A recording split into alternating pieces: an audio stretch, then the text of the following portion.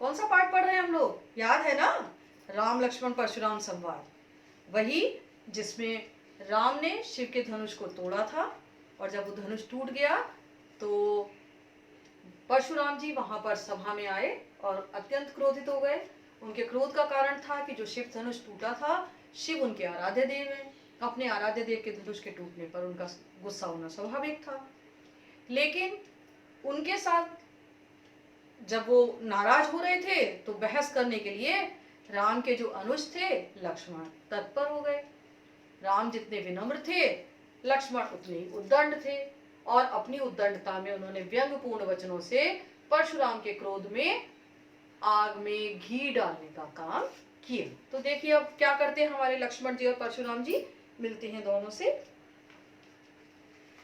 तो परशुराम जी कह रहे हैं, तुम्हा तो काल हाक जन लावा, बार बार मोहि लाग बुलावा, सुनत लखन के बचन कठोरा, परस सुधारि धरेउ कर घोरा, अब जनि देई दोष मोह लागू, कटुबादी बालक बध जोगू, बाल बिलो की बहुत मैं बाचा, अब येहु मरनिहार भा साचा, कौशिक कहा क्षमः अपराधु, बाल दोष गुण गनहि न साधु, खर कुठार में अकरुण को ही, आगे अपराधी गुरुद्रोही, उतर देत छोड़ो बिनु मारे, केवल कौशिक सील तुम्हारे, नत यही काटि कुठार कठोरे, गुरु उरिन होतम श्रम थोरे।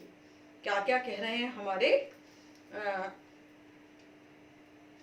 परशुराम जी लक्ष्मण के कठोर वचनों को सुनकर। तुम्हौ तो काल हाक जनु लावा, तुम्हौ तो तुम्हें, तुम्हौ तुम्हें, तो काल माने मृत्यु,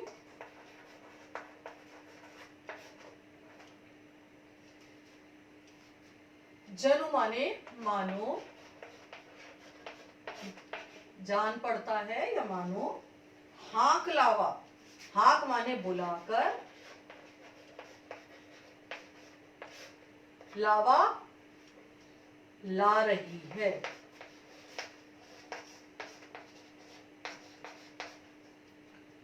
बार बार माने बार बार, मोही माने मेरे, लागी बुलावा, लागी पास।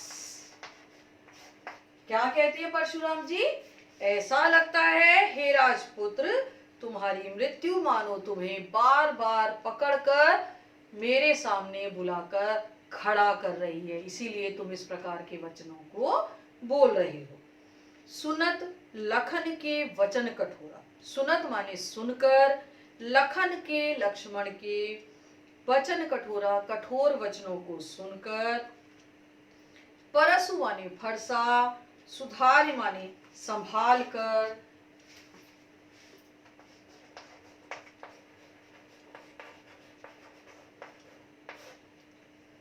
धरेउ करी घोरा, धारण कर माने हाथ, घोरा माने भयानक। अब जो हमारे परशुराम जी थे, उनका जो फरसा था वो कैसा था? उनका फरसा बहुत भयानक था। लक्ष्मण के कठोर वचनों को सुनकर उन्होंने उस फरसे को संभाल कर हाथ में पकड़ लिया। अब उसके बाद क्या बोले वो? अब जनी देई दोष मोह लागू, अब जनी, जनी माने जान लिया है,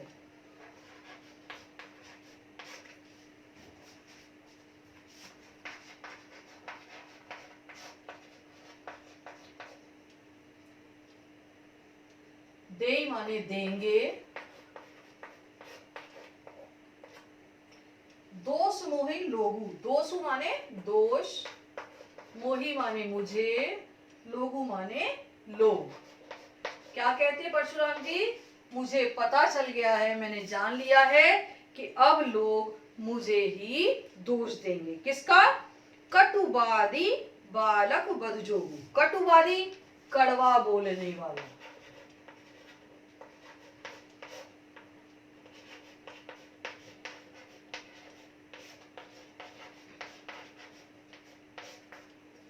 बालक माने बालक, वध जो वो वध के योग्य।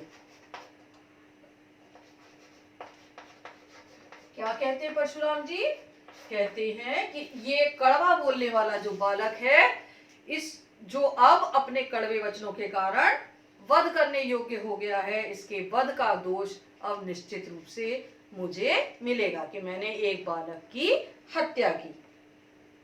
बाल विलोकी, बाल माने बालक, विलोकी माने देखकर, जानकर।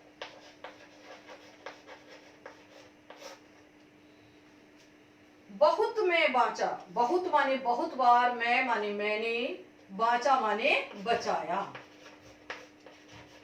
यानी इसको बच्चा समझकर मैं बहुत देर से इसकी हत्या करने से बच रहा था। अब यही मरनिहार भा सांचा, लेकिन अब येहू माने ये, मरनिहार माने मरने योग्य,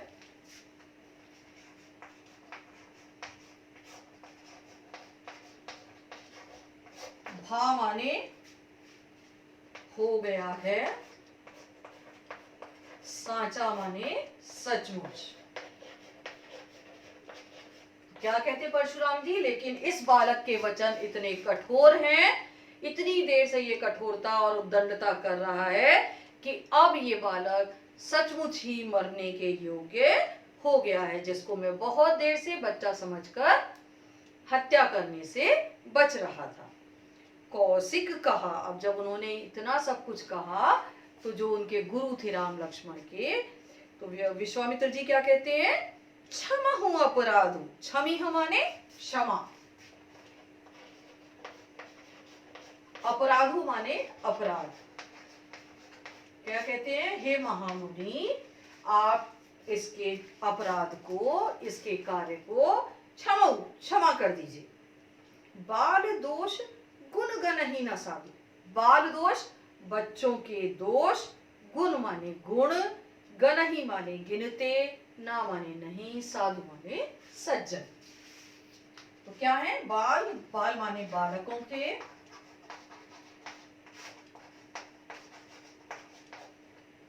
दोष, और गुण माने गुण, क्वालिटीज, गण ही माने गिनते हैं, साधु माने सज्जन। तो क्या उनको तर्क देते हैं क्यों इसको क्षमा कर दो? क्योंकि जो सज्जन होते हैं वो बालकों के गुण दोषों को नहीं गिनते हैं। अब जब उन्होंने ऐसा कहा तो फिर परशुराम जी अपना अहंकार दिखाते हुए कुछ कहते हैं। क्या कहते हैं? खर कुठार मैं अकरुण को ही। क्या कहते हैं? खर कुठार, खर माने भयानक,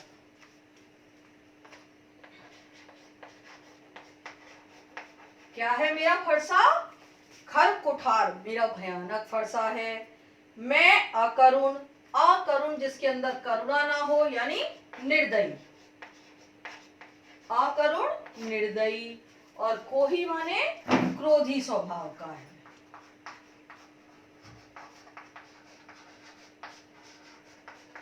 क्या कहते परशुराम जी अपने बारे में? कि मेरा फरसा बहुत भयानक है, मैं निर्दयी हूं और क्रोधी स्वभाव का हूं। आगे अपराधी गुरुद्रोही, उनके गुरु शिव, गुरु का द्रोह करने वाले, द्रोह मीन्स अपमान करने वाले। सामने कौन है? आगे माने सामने, और मेरे सामने कौन है? मेरे गुरु का अपमान करने वाला है अपराधी। गुरुद्रोही माने गुरु का अपमान करने वाला।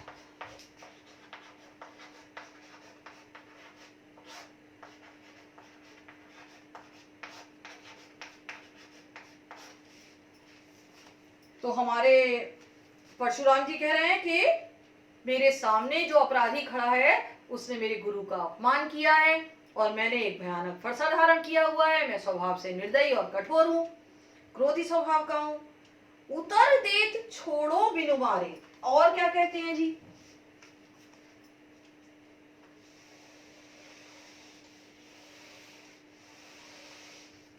उतर देत बराबर मुझे क्या दे रहा है, जवाब दे रहा है। उत्तर माने जवाब, उत्तर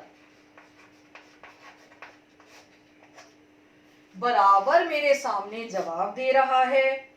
और छोड़ो बिन मारे, उसको मैं बिन माने बिना, बिना मारे किस लिए छोड़ रहा हूं, बिन मारे केवल कौशिक सील तुम्हारे।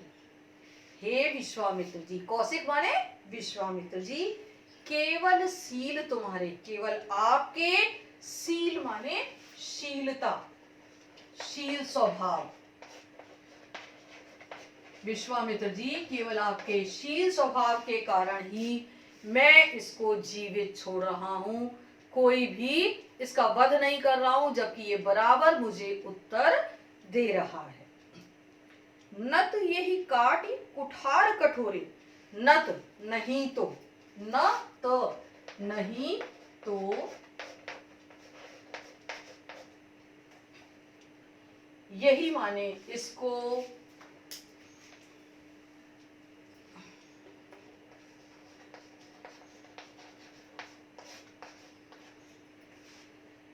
काटी माने काट दूंगा,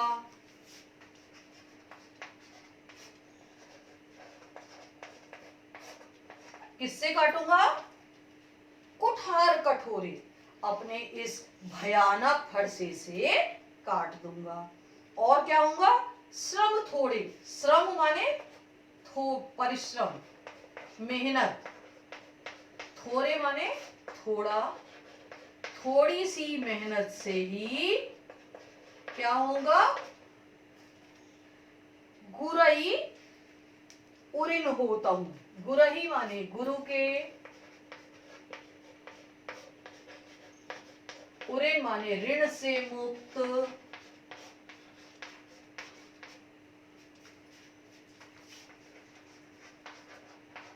हो ही माने हो जाता। मैं केवल तुम्हारे शील स्वभाव के कारण इस बालक को जीवित छोड़ रहा हूं, अन्यथा क्या है, मेरी जो ये भयानक फरसा है वो जरा से परिश्रम से ही इसके टुकड़े टुकड़े कर देता, और मैं थोड़े से परिश्रम के माध्यम से ही अपने गुरु के ऋण से मुक्त हो जाता। अब जब उन्होंने ऐसा कहा, गाधी सुनु कहते, गाधी के पुत्र, सुनु माने पुत्र, गाधी ऋषि का नाम है, तो गाधी सुनु गाधी ऋषि के पुत्र, ये हैं हमारे विश्वामित्र जी।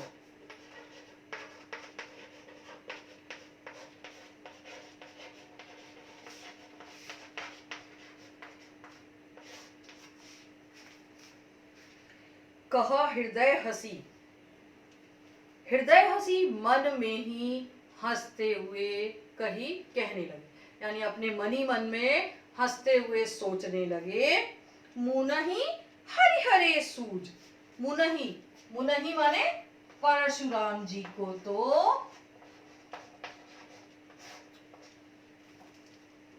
हरिहरे सब कुछ हरा ही हरा,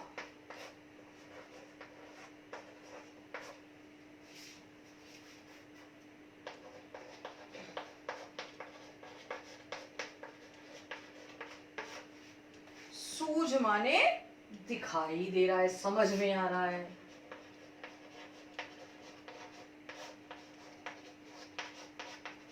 समझ रहे हैं। क्या कहते हैं मनी मन में, मुस्कुराते हुए हंसते हुए कहते हैं, ऐसा लगता है महामुनि अपने आप में ही क्या सोच रहे हैं कि ये राम और लक्ष्मण तो मासूम से बच्चे हैं और मैं इनको मार दूंगा।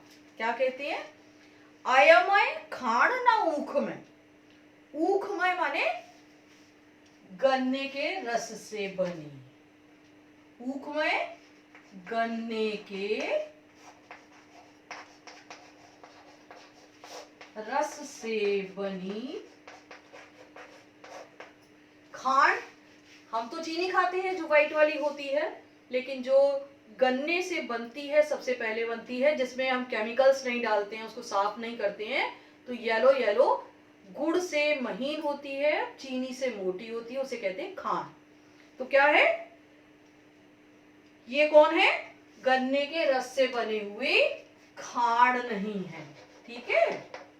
मीठी मीठी गोली नहीं है। कैसी है? आयमय लोहे से बने हुए चने हैं। लोहे से बनी गोली, यानी कोई मीठी मीठी गोली नहीं है गन्ने के रस से बनी राम और लक्ष्मण, बल्कि किससे बने हैं? लोहे के बने हुए गोलियां हैं। अजहुना बूझ अबूझ, अजहु माने अभी भी,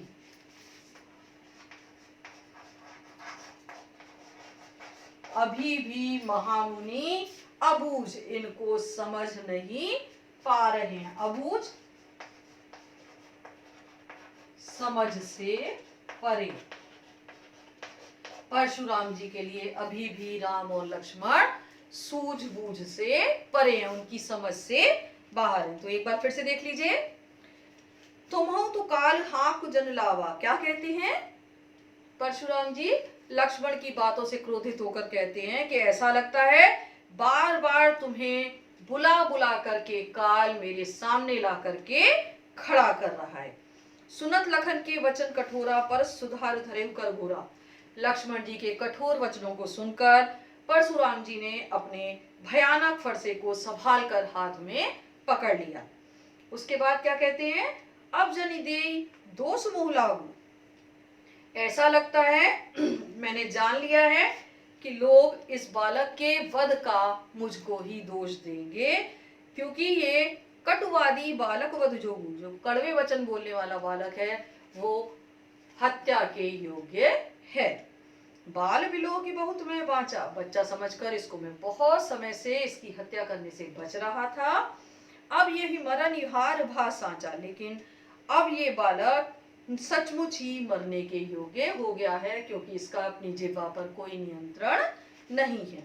जब इस प्रकार से परशुराम जी बोले तो उनको शांत करने के लिए कौशिक कहा, विश्वामित्र जी ने कहा, क्षमा ही अपराधु, हे महामुनि आप बालक के अपराध को क्षमा करें। बाल दोष गुण गुण ही न साधु, क्योंकि जो सज्जन होते हैं वो बच्चों के गुण और दोषों को नहीं गिनते हैं। खर कुठार में अकुरुन क्रोही। उसके बाद जब इस प्रकार से क्षमा याचना की विश्वामित्र जी ने, तो परशुराम जी कहते हैं कि मेरा फरसा बहुत ही भयंकर है, मैं निर्दयी और क्रोधी स्वभाव का हूँ। आगे अपराधी गुरुद्रोही, और मेरे सामने मेरे गुरु का अपमान करने वाला अपराधी खड़ा हुआ है।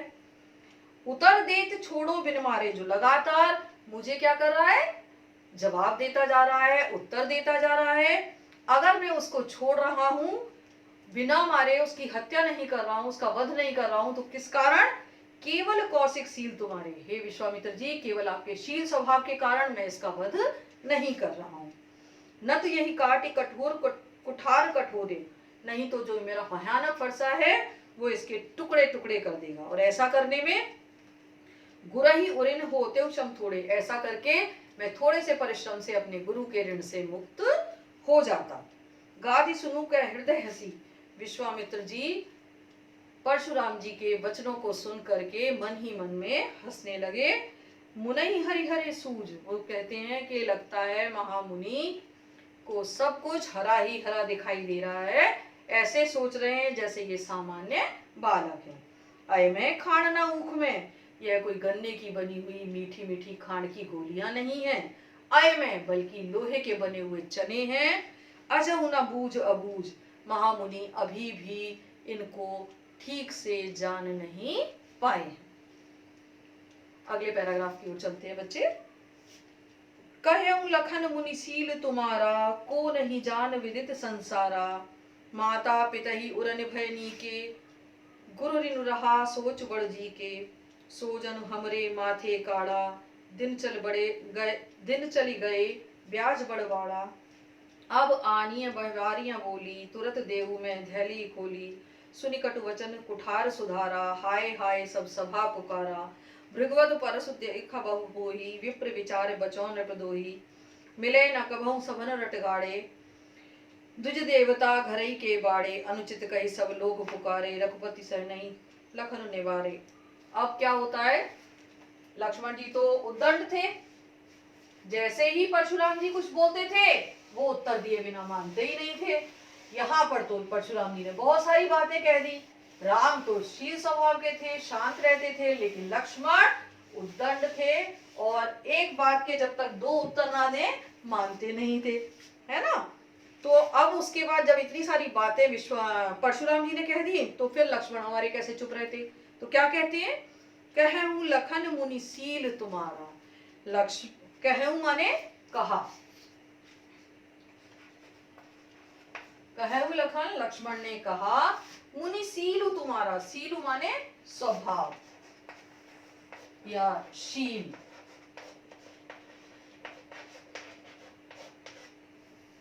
को नहीं जान, मुनि सील तुम्हारा को नहीं जान। हे महामुनि, आपके शील को कौन नहीं जानता है। विदित संसारा, विदित माने जानता, विदित संसारा, सारा संसार आपके शील स्वभाव से परिचित है।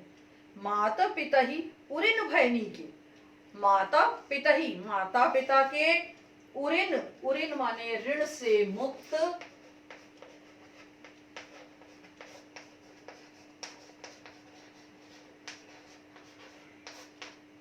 भय माने हो गए,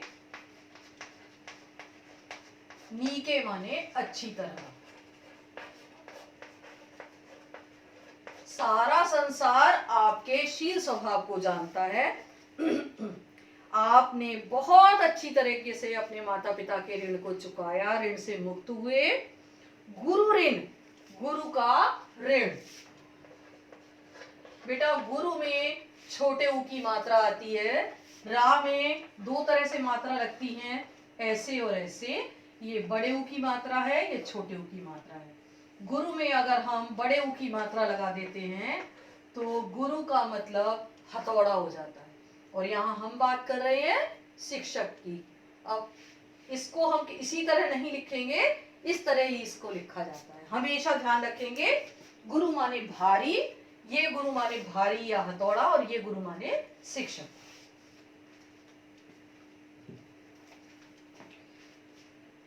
तो जो गुरु का ऋण है,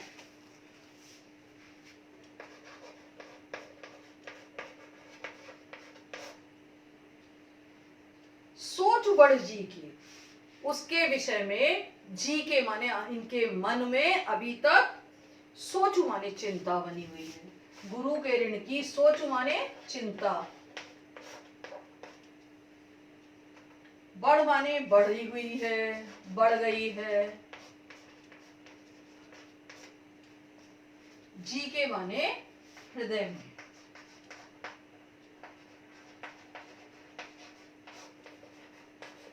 तो क्या कहते हैं, माता पिता के ऋण को तो आपने बहुत अच्छी तरह से उतार दिया, अब गुरु का ऋण रह गया है जिसको लेकर के आपके मन में चिंता बनी हुई है।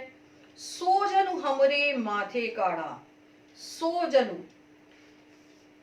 सो माने उसे, हमरे माने हमारे, माथे काढ़ा माने माथे मढ़ना चाहते हैं, माथे पर मढ़ना, काढ़ी माने चाहते हैं। तो गुरु के ऋण को उतारने का आपने हमको माध्यम बना लिया है। हमारे माथे पर मढ़ के गुरु के ऋण से मुक्त होना चाहते हैं। क्यों? दिन चली गई, क्योंकि गुरु के ऋण को चढ़े हुए बहुत दिन चले गए। चली गए माने बीत गए, चली माने बीत गए। अब जब दिन बीत जाते हैं, कर्जा नहीं उतारा जाता है तो क्या होता है, ब्याज बढ़वाड़ा, उस पर ब्याज चढ़ जाती है। कभी हम लोन लेते हैं, कर्ज लेते हैं, अगर समय पर उसको नहीं देते हैं तो पेनाल्टी बढ़ती जाती है और हमारा जो मूल होता है वो भी बढ़ जाता है और ब्याज भी बढ़ जाती है। तो जो इनके गुरु का ऋण है, इसको लिए हुए बहुत समय हो गया, गुरु के ऋण को चुकाया नहीं है, इसलिए उस पर ब्याज बहुत अधिक बढ़ गई है। अब आनीय, अब माने अब, आनीय माने बुलाओ, किसको बुलाओ, व्यवहारिया बोली। व्यवहारिया मीन्स हिसाब किताब लगाने वाला।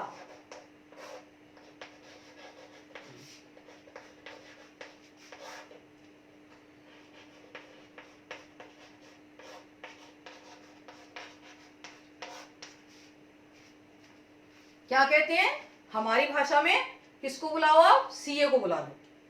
क्या करेगा? अकाउंटेंट को बुला लो। वो क्या करेगा? सारा हिसाब किताब लगाएगा। तो क्या कहते हैं? अब किसी हिसाब किताब लगाने वाले को बुलाना चाहिए और आप उसे बुला लो। तुरंत देऊ में थैली खोली। तुरंत माने तुरंत, देऊ माने दे दूंगा।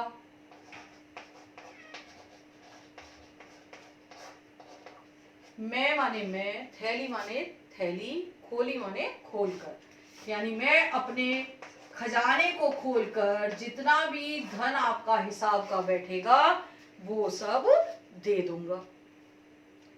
अब इतनी बड़ी बात कह दी, सुनि कटु वचन कुठार सुधारा। इन कठोर वचनों को सुनकर परशुराम जी ने अपना फरसा संभाल लिया। हाय हाय सब सभा पुकारी। सारी सभा हाय हाय करने लगी। भृगुवर परस दिखावहि मोहि। लेकिन लक्ष्मण हमारे शांत होने को तैयार ही नहीं है। वो क्या कहते हैं? भृगुवर, भृगु ऋषि के पुत्र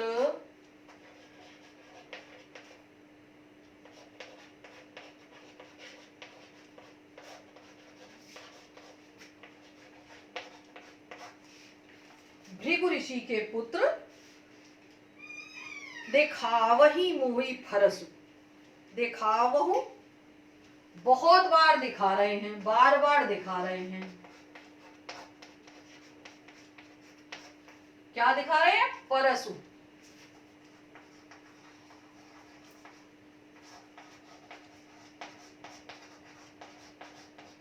भृगु ऋषि के पुत्र अर्थात परशुराम जी बार बार मुझे फरसा दिखा रहे हैं। जबकि विप्र विचारी ब्राह्मण जानकर, विप्र माने ब्राह्मण,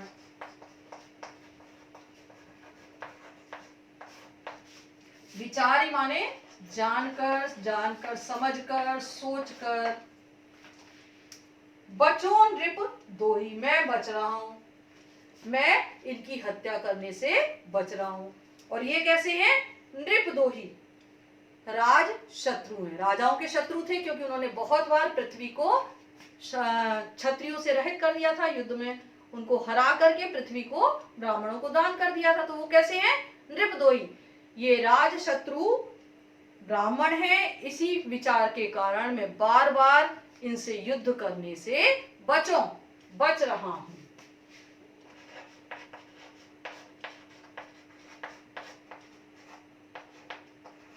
नृपदोही माने राजशत्रु।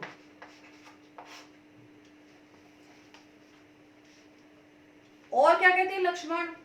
मिले न कभऊ सुभट रणगाड़े। मिले न कभऊ माने कभी, सुभट माने वीर योद्धा।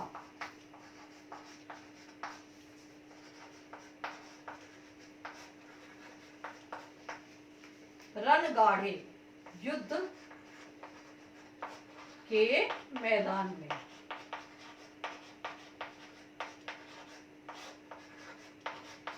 क्या कहते हैं कि महामुनि को लगता है युद्ध के मैदान में कभी वीर योद्धा सामने इनके आए ही नहीं है। इसीलिए क्या है? द्विज देवता, ब्राह्मण देवता। द्विज माने ब्राह्मण, ब्राह्मण देवता घरई के बाड़े। घरई माने घर में, अपने घर में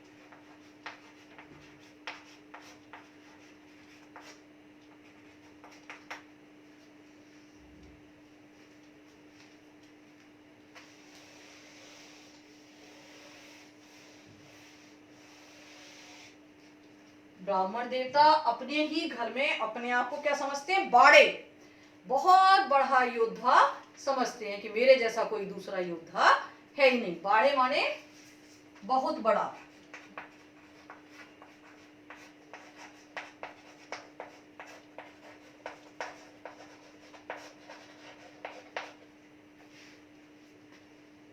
अनुचित कही सब लोग पुकारे। अब जब इतने कड़वे वचन एक छोटा सा बालक भरी सभा में परशुराम जी को बोलता है तो अनुचित कही सब लोग पुकारे। कही माने सबु माने सब, लोग माने लोग, पुकारे माने कहने लगे। सभा में उपस्थित सभी लोग लक्ष्मण जी के इन शब्दों को सुनकर अनुचित कहने लगे। रघुपति माने राम ने,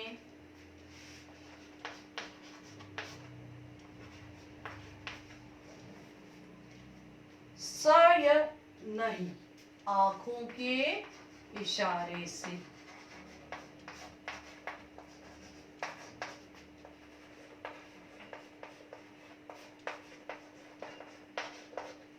राम ने आंखों के इशारे से लखनु नेवारे, लखनु माने लक्ष्मण को, नेवारे माने शांत रहने के लिए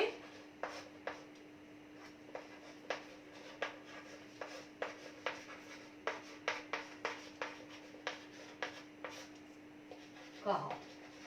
जब बात बढ़ती हुई दिखाई दी तो राम ने आंखों के इशारे से लक्ष्मण से कहा कि अब तुम शांत रहो और कुछ भी नहीं बोलोगे। लखन उतर, लक्ष्मण के उतर माने उत्तर,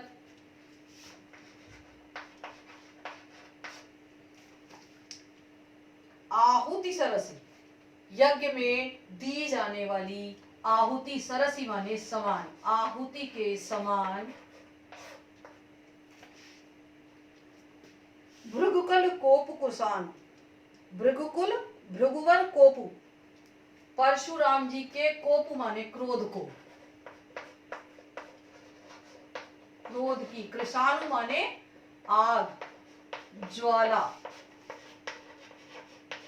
जो लक्ष्मण जी के वचन थे वो क्या काम कर रहे थे? परशुराम जी के क्रोध की अग्नि में हवन सामग्री का काम, आहुति का काम कर रहे थे, जो उनके क्रोध को और भी अधिक बढ़ा रहे थे। बढ़त देखी, उनके क्रोध की अग्नि को बढ़त देखी, बढ़ता हुआ देखकर जल सम वचन, जल के समान वचन बोले रघुकुल भान, रघुकुल के सूर्य, रघुकुल के सूर्य कौन है? राम। रघुकुल के सूर्य